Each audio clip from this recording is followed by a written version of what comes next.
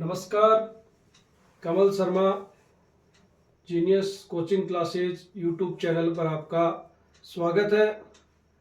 आज हम हिंदी में कई ऐसे शब्द हैं जिनका हम प्रयोग करते हैं। दो दो शब्द का जो ग्रुप बना रखा है उसमें दोनों ही शब्द अपने को एक जैसे लगते हैं, लेकिन दोनों शब्द कहाँ का प्रयोग हम कर सकते हैं अपने को ये आज पता करना है कि कौन सा शब्द हमें कहाँ यूज करना है। लेकिन अपन दोनों ही शब्दों को गलत जगह पे यूज कर लेते हैं, इसलिए आज हम दो शब्द ले रहे हैं। पहला शब्द है साधु और दूसरा है संत। ये दोनों शब्द क्या एक ही अर्थ वाले होते हैं या दोनों के अर्थ अलग अलग हैं? अलग अलग अर्थ अगर है तो हम इन दोनों को आज देखेंगे, किसको हम साधु कह सकते हैं और किसको हम संत कहेंगे। सबसे पहले साधु शब्द को हम ले रहे हैं। साधु शब्द संस्कृत की साध धातु से बना हुआ है। संस्कृत की साध धातु है और साध धातु का अर्थ होता है साधना करना। किसी को साधना ही साधु कहलाता है। जो साधना करता है वही साधु है।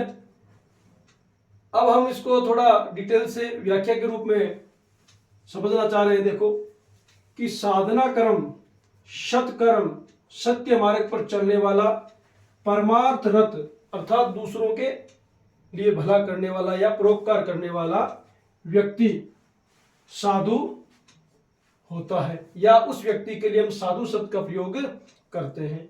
कि जो व्यक्ति क्या है, साधना कर्म करता है, किसी को साधता है, सत्कर्म करता है, सत्य कर्म करता है, सत्य के मार्ग पर चलता है, दूसरों के हित के लिए अर्थात परमार्थ रत रहता है, उस व्यक्ति के लिए हम साधु शब्द का प्रयोग करते हैं। कबीरदास जी ने कहा है, साधु सोये जानिए चले साधु की चाल, परमार्थ रत रहे बोले वचन रसाल। कि साधु उसको जानना चाहिए। कबीरदास जी कहते हैं साधु उसको जानना चाहिए जो साधु की चाल चले अर्थात साधु के कर्म करे और परमार्थ मतलब दूसरों के हित के लिए, भले के लिए, कल्याण के लिए लगा रहे और अपने वचनों में रस रखे अर्थात मीठे मधुर वचन बोले, उसे हम साधु कहते हैं। अर्थात उस व्यक्ति के लिए हम साधु शब्द का प्रयोग करते हैं। फिर दूसरा शब्द आता है साधु के जैसे लगने वाला, दूसरा शब्द है संत। दूसरा शब्द अपने आता है संत। अब संस्कृत में जो सत धातु है उससे संत शब्द बना हुआ है। धातु कौन सी है? सत धातु। संस्कृत की सत धातु से संत शब्द बना हुआ है। सत धातु में जो अपने अर्थ निकल के बाहर आ रहा है क्या होता है? शांत। अर्थात सत धातु का अर्थ होता है शांत। कि जो शांत रहे वही कौन है? संत है। अगर सीधी भाषा में अपन कहना चाहिए, सीधी बात में अगर कहना चाहे कि अगर शांत रहता है वही कौन है? संत है।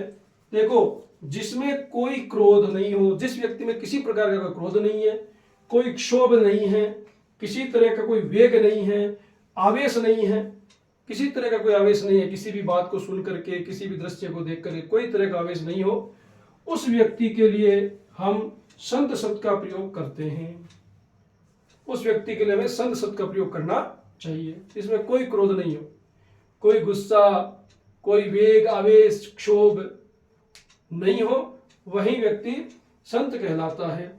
तुलसीदास जी ने कहा है, संत हृदय नवनीत समाना, कहा कभी न परी कहे न जाना, निज परिताप द्रवई नवनीता, पर सुख द्रवई संत सुपुनीता। तुलसीदास जी कहते हैं संत आदमियों के हृदय नवनीत अर्थात मक्खन के समान होते हैं। जिस प्रकार मक्खन गर्मी पाकर के पिघल जाता है, उसी प्रकार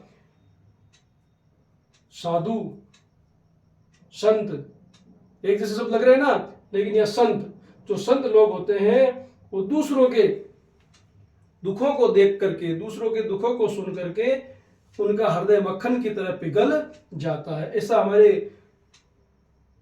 तुलसीदास जी कवि ने कहा है। अब देखो इन दोनों शब्द जो साधु और संत शब्द है, इन दोनों का हम कंपेयर करते हैं। साधु होने की परिपूर्णता संत होने में है। अगर कोई व्यक्ति सर्वप्रथम साधु बनता है और उसके बाद में वो धीरे धीरे संत वाली प्रवृत्ति की तरफ जा सकता है, तो इसलिए संत बनने के बाद वो परिपूर्ण माना जाता है व्यक्ति। उसी प्रकार साधु होना किसी यात्रा का आरंभ है कि अगर किसी इंसान को संत बनना है तो पहले साधु से उसको यात्रा आरंभ करनी पड़ेगी, उसको साधु बनना पड़ेगा, अर्थात उसे सत्कर्म साधना कर्म सत्य मार्ग पर चलना पड़ेगा, लोगों का भला करना पड़ेगा। उसके बाद उसके अंदर जो धीरे धीरे धीरे परिवर्तन आएगा, क्रोध क्षोभ वेग आवेश सारे ऑटोमेटिकली कह सकते हैं मिट जाएंगे उनके अंदर ये, तो फिर वो व्यक्ति संत की प्रवृत्ति में जा सकता है। इसीलिए कहा गया है कि साधु होना किसी यात्रा का आरंभ है तो संत होना उस यात्रा का अंत है।